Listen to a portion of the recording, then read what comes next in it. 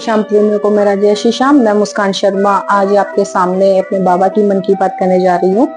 से मैं बाबा से जुड़ी हूँ। मेरी लाइफ में बहुत सारी चीजें ऐसी हैं जो मैंने खुद में रियलाइज की हैं, जो मेरे साथ बहुत कुछ अच्छा हुआ है।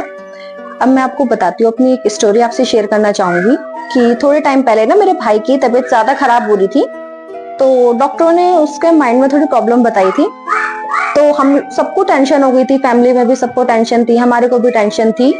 तो ऐसे ही मैं बैठी हुई थी, मैं कहा मैं बाबा के पास जा होके आऊंगी, भाई को लेके जाऊंगी। और मैं भाई को जब से यहाँ पर लेकर के आई हूँ, बाबा की कृपा से उसको मतलब हमने टेस्ट जब करवाया, उसके सारे टेस्ट नॉर्मल आए हैं बाबा की दया से। उसके बाद से उसको कोई भी प्रॉब्लम भी नहीं आई है, वो सब अच्छा चल रहा है और अभी भी हमारे साथ सब कुछ अच्छा अच्छा हो रहा है।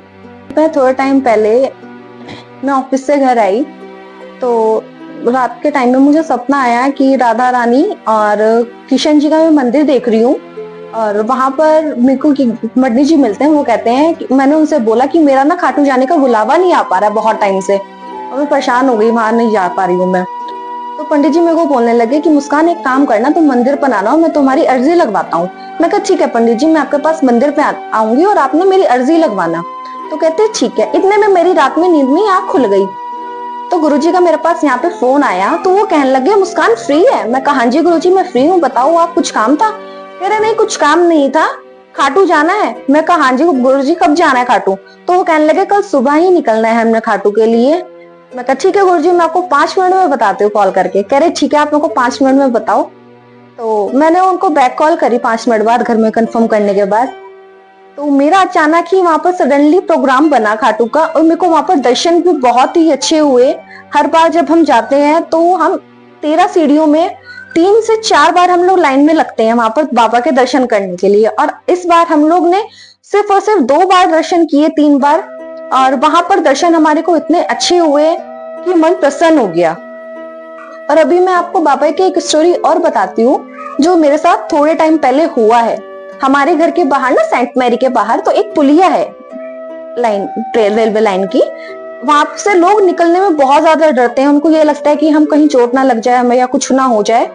तो उस टाइम मैं बहुत ज्यादा डर रही थी और मैंने कभी पुलिया के नीचे से स्कूटी निकाली भी नहीं थी और मेरे को डर भी लगता था कि मैं कैसे निकालूं। तो उस दिन मैं स्कूटी लेकर के आ रही थी, एक आंटी को बैठा के, तो मैं उनको स्कूटी से लेकर के आ रही थी। तो मैंने आसपास देखा तो मुझे कोई नहीं दिखाई दिया। मैं कहा चलो मैं किसी से निकलवा लेती हूँ, तो मुझे वहां पर कोई नहीं दिखाई दिया। तो वहां पर एक अंकल की शॉप थी, मैंने उनसे बोला, मैं कहा अंकल मेरी स्कूटी निकाल दीजिए। तो अंकल कहने लगे कि बेटा मेरे तो कमर में दर्द है तो मैं नहीं निकाल पाऊंगा। मैं कहा फिर अंकल मैं कैसे निकालू? कह रहे ऐसे पैदल पैदल ले जाओ। मैं कहा अंकल पैदल तो मैं लेके जा नहीं पाऊंगी। कह रहे अच्छा फिर? मैं कहा चलो ठीक है आप टेंशन ना लो, मैं निकालती हूँ। फिर मैंने जैसे ही बाबा का नाम लिया, मैं कहा बाबा का नाम लिया, मैं कहा जो होगा देखा जाएगा, तो मुस्कान स्कूटी निकाल दे। मैंने वहां से तुरंत स्कूटी निकाली और मेरे पापा ऊपर ही देख रहे थे मुझे खड़े हुए कि तू स्कूटी निकाल पाएगी कि नहीं पाएगी। तो एकदम मैं स्कूटी निकाल करके जैसे ही लेकर के, साइड से काफी सारे लोग आ रहे थे, तो मैंने उनको जैसे तैसे अपनी स्कूटी को मतलब बाबा का नाम लेकर के निकाला। वो मैंने इजीली अपनी स्कूटी निकाली उन लोगों को बचाते हुए, जो कि मैंने कभी निकाली थी तो मुझे खुद को भी बहुत डर लगता था। तो मेरे पापा ऊपर से देख रहे थे, तो पापा कहने लगे तू खुद निकाल के लाई है? मैं कहा मैंने खुद निकाल के लाई है। तो मम्मी भी घर पे आके बोलने लगे कि मुस्कान स्कूटी कहाँ है? मैं कहा मम्मी बाहर खड़ी करी, लेके कौन है? मैं कहा मैं ही निकाल के लेके आई हूँ। कह तूने कैसे निकाली? मैं कहा बस मैंने बाबा का नाम लिया और स्कूटी निकल गई मेरी अपने आप ही। तो ये थी मेरे बाबा की कृपा, जो बाबा मेरे ऊपर हमेशा करते, और बाबा को जब भी मैं अपने दिल से याद करती हूँ तो बाबा मेरे साथ हमेशा रहते हैं। अगर मुझे थोड़ी सी भी प्रॉब्लम होती है मैं बाबा को याद करती हूँ, बाबा मुझे तुरंत मेरा साथ रहते हैं और मेरे सर पे हमेशा हाथ उनका रहता है। एक कृपा मैं बाबा की आपको और बताती हूँ। थोड़े टाइम पहले मेरे चाचा के लीवर में प्रॉब्लम हो रही थी, तो डॉक्टर ने उन्हें जवाब दे दिया था, उनके लीवर में पानी भर जा रहा था। तो थोड़े टाइम पहले उनको काफी ज्यादा प्रॉब्लम हो रही थी, डॉक्टरों ने भी सबने जवाब दे दिया था, कुछ रिस्पॉन्स नहीं मिल पा रहा था उनको, काफी उनका प्रॉब्लम होने लगी। तो मैंने अपने चाचा को बोला, मैं कहा चाचा एक बार हम खाटू चलते हैं। तो कहने लगे कि वहां पे क्या है? मैं कहा वहां पर अगर आप जाओगे तो वहां पे आपको आपकी प्रॉब्लम का 100% सॉल्यूशन मिलेगा। तो वो बोलने लगे कि कैसे मिलेगा? तो मैंने उनको बोला कि आप चलो मेरे साथ, आप गुरुजी से वहां पर झाड़ा लगवा के आना और आपको वहां पर आराम मिलेगा ही मिलेगा। तो उन्होंने 2 बार मेरे साथ में यहाँ खाटू श्याम मंदिर आए लक्सर रोड पर।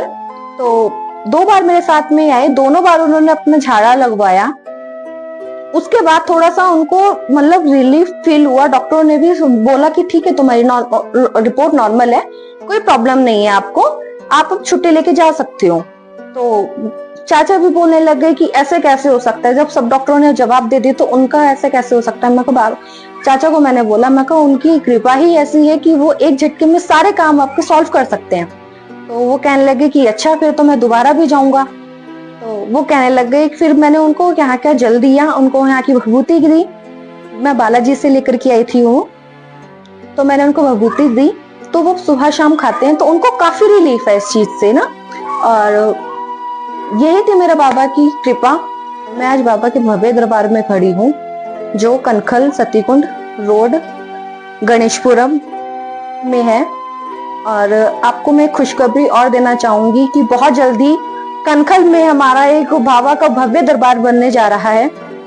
से भी ये वीडियो देख रहे हैं आप, जब भी हरिद्वार आए तो बाबा के इस दरबार में अवश्य आए। और मैं अपनी वाणी को यहीं विराम देती हूँ। आप सभी श्याम प्रेमियों को मेरा जय श्री श्याम।